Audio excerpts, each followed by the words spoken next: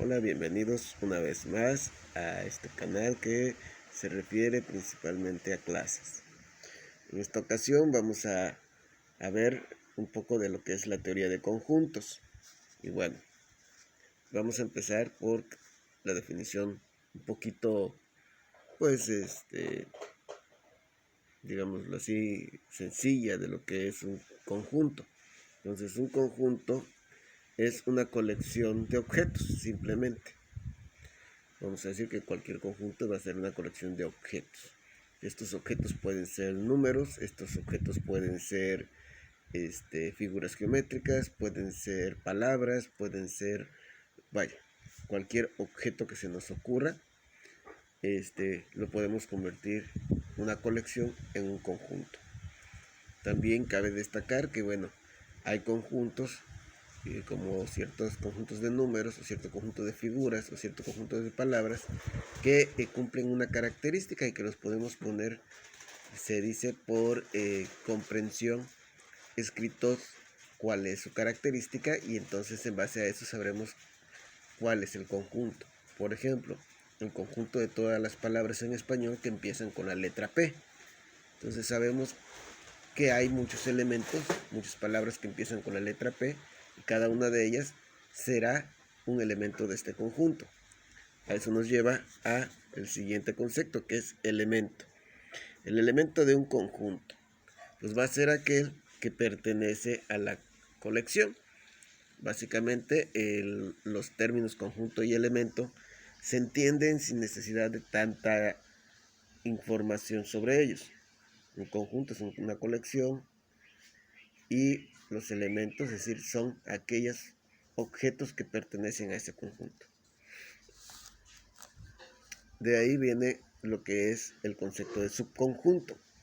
Un subconjunto pues al mismo tiempo va a ser un conjunto, es decir, una colección, pero que va a estar dentro de otro conjunto, es decir, que sus elementos pertenecen también al otro conjunto, es decir, es una colección que tiene algunos de los elementos de otro conjunto, entonces por eso se llama subconjunto. Y tenemos el ejemplo, ¿verdad? Decimos que sea A el conjunto de números positivos múltiplos de 3 menores que 30. Entonces, ahí lo estamos diciendo en la parte de arriba, digamos de manera de comprensión. Cuando lo escribimos, cada uno de sus elementos se llama por extensión. Entonces, el conjunto A está formado por los números 3, 6, 9, 12, 15, 18, 21, 24 y 27. Hago la aclaración. Cuando nosotros manejamos conjuntos y utilizamos letras para nombrarlos, que es lo más útil en matemáticas, vamos a utilizar las letras en mayúsculas para nombrar a los conjuntos. Ahora bien, cuando nosotros describimos o nosotros anotamos los elementos de un conjunto, lo vamos a hacer separados por comas y entre llaves. Ok, entonces es el conjunto A. Entonces podemos decir claramente que 9 es un elemento de A. También podemos decir que 21 es un elemento de A, claramente. Pero también podemos decir quién no está en A.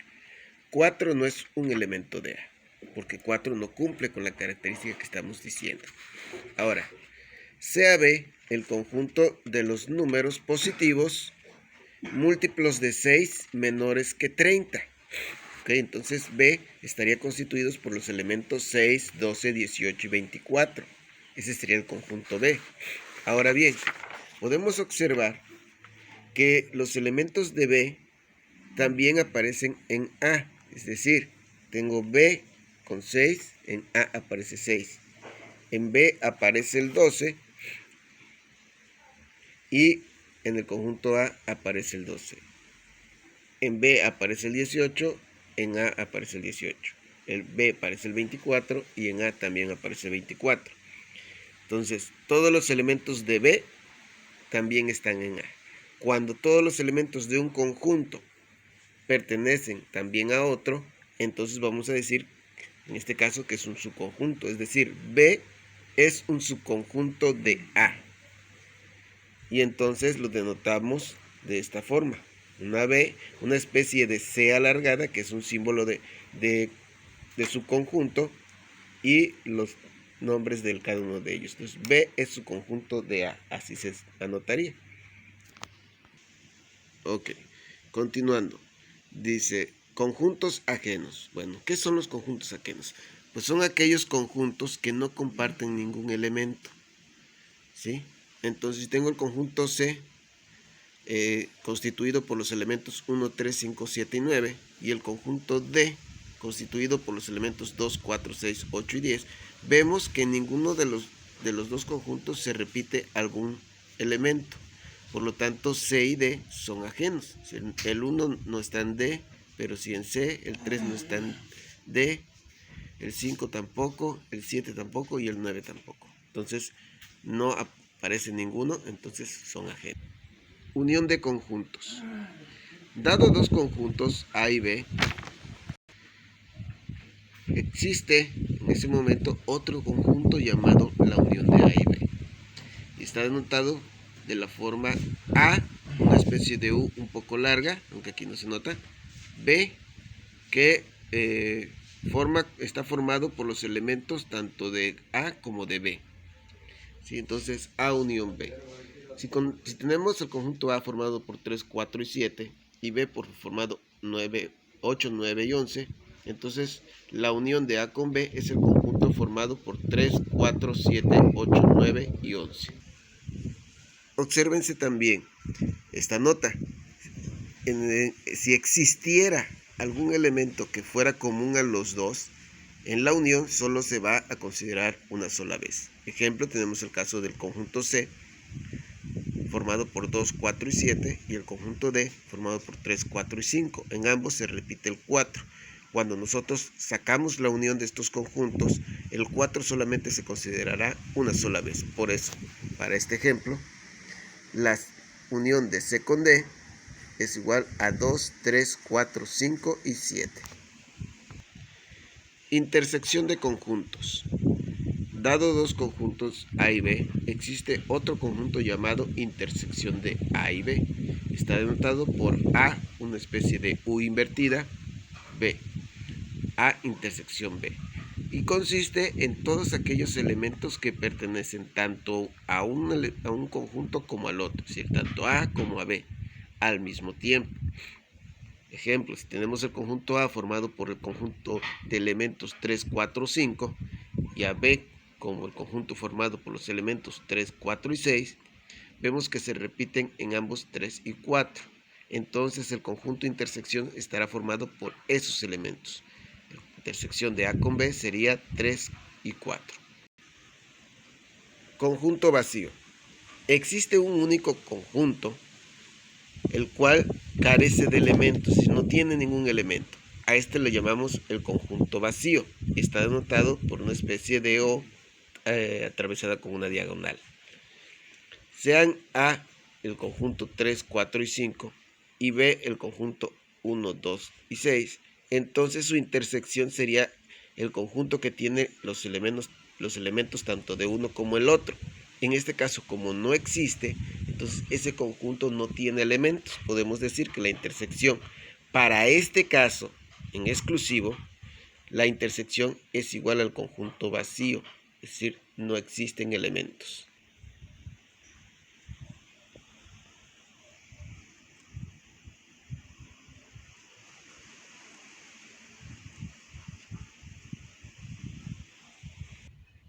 De esto mismo podemos decir que si dos conjuntos A y B son tales que su intersección, como en este caso, es igual al conjunto vacío, entonces los conjuntos A y B son llamados conjuntos ajenos. Por último, vamos a tener lo que son las representaciones gráficas de los conjuntos. Para ello, lo más común es utilizar lo que se llama el diagrama de Venn-Euler, creado por esta persona, en donde genera gráficamente, representa los conjuntos a través de círculos u óvalos y rectángulos. En el caso de los círculos u óvalos, representan los conjuntos, ya decíamos, nombrados con una letra en mayúsculas, Y el rectángulo representa lo que es el conjunto universal.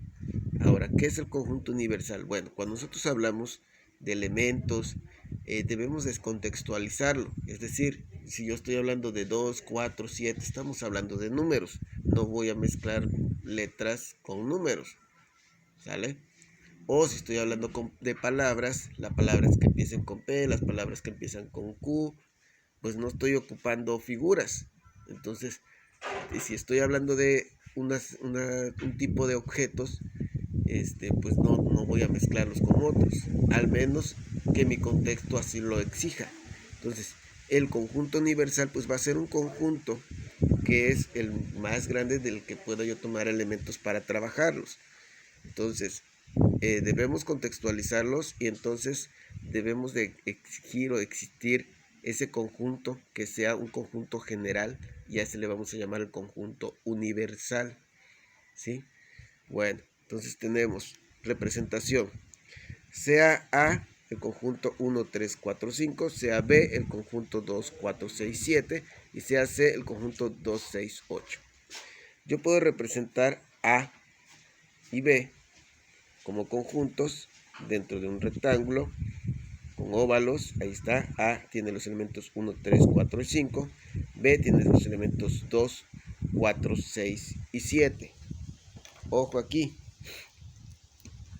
aquí está mi elemento A, mi conjunto A, perdón, y están 1, 3, 5, 4, son pertenecientes o están dentro de este óvalo, ¿sí? De igual forma el 4 aparece en el otro óvalo, que está donde está el B, 2, 4, 6, 7, que son sus elementos. Ahora bien, ¿qué es la intersección de conjuntos? ¿Cómo la obtengo gráficamente? Pues es la parte donde se entrelazan estos dos óvalos, es decir, el elemento o los elementos que estarían dentro de este enlace de estos óvalos. La unión, ¿cómo represento la unión? Pues la unión va a estar representada por todos ellos. Si todos ellos, el 1, el 2, el 3, el 4, el 5, el 6 y el 7, se representaría todo. En colores, aquí estaría el color que representa el color naranja, la intersección, y el color verde, que abarcaría todo, la unión. Podemos tener representación de conjuntos como la que sigue. 3 conjuntos, A, B y C. Vemos que, por ejemplo, A y B se intersectan, B con C se intersectan, pero que A y C no se intersectan. Entonces puedo decir que A es ajeno de C, sin embargo, A y B se intersectan y B y C intersectan. Y podemos encontrar un montón de concepciones de unión, intersección, etc. Bueno, hasta ahí con el video del día de hoy, y espero les haya servido. Creo que se volteó la cámara, entonces le decía yo unión todo, intersección solo lo de adentro, y aquí tenemos intersecciones, conjuntos ajenos. Nada más una cosita que se me olvidaba, existe el conjunto llamado conjunto complemento, que es todo lo que no está dentro del conjunto. Por eso también era importante obtener el universal, porque puedo hablar de los elementos que son ajenos a, es decir, por acá puede haber otros números, 10, 20, 13. Entonces, existen otros elementos dentro de mi conjunto universal. Yo puedo decir cuál es el complemento de A, es decir, todos los que no están en A. Todos los que no están en A son 13, 8, 2, 6, 7, 10, 20, etcétera, etcétera. Entonces, conociendo mi conjunto universal, puedo hablar de los que no están en algún conjunto o los que no están en la intersección, etcétera. A eso se le llama complemento. Y se le pone una letra C minúscula, unas letras C arriba del nombre del conjunto. Bueno, hasta ahí lo dejamos.